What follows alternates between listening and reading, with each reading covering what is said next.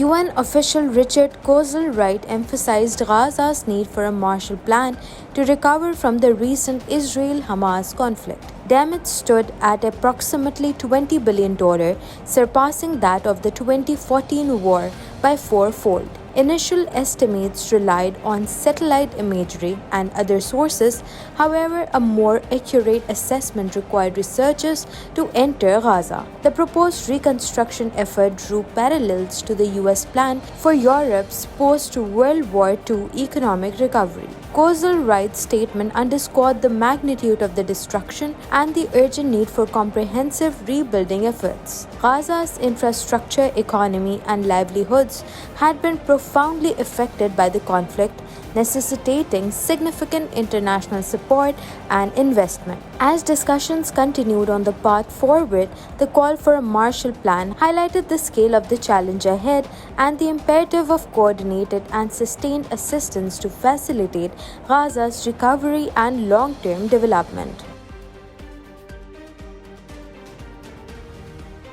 Omer Ayub Khan, PTI's nominee for Prime Minister, pledged to prioritize the release of political prisoners including Imran Khan and Shah Mahmood Qureshi. He expressed confidence in PTI's victory in the National Assembly's PM election, citing the party's 180-seat win in the 2024 general elections. Ayub emphasized PTI's commitment to strengthening democratic institutions in Pakistan to propel the country's economy onto a positive trajectory. He outlined PTI's reform agenda aimed at benefiting the people of Pakistan, signaling a focus on initiatives to improve the nation's welfare.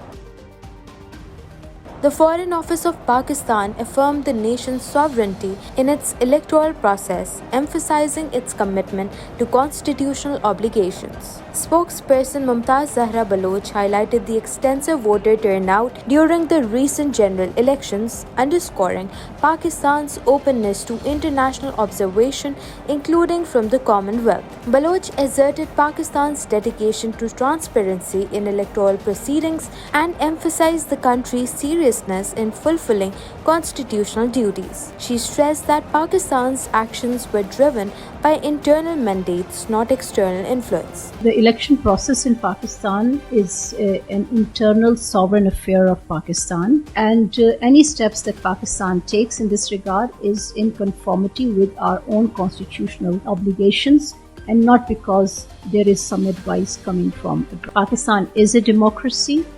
People of Pakistan have voted in tens of millions. It is the right of the people of Pakistan to enjoy freedoms and democracy.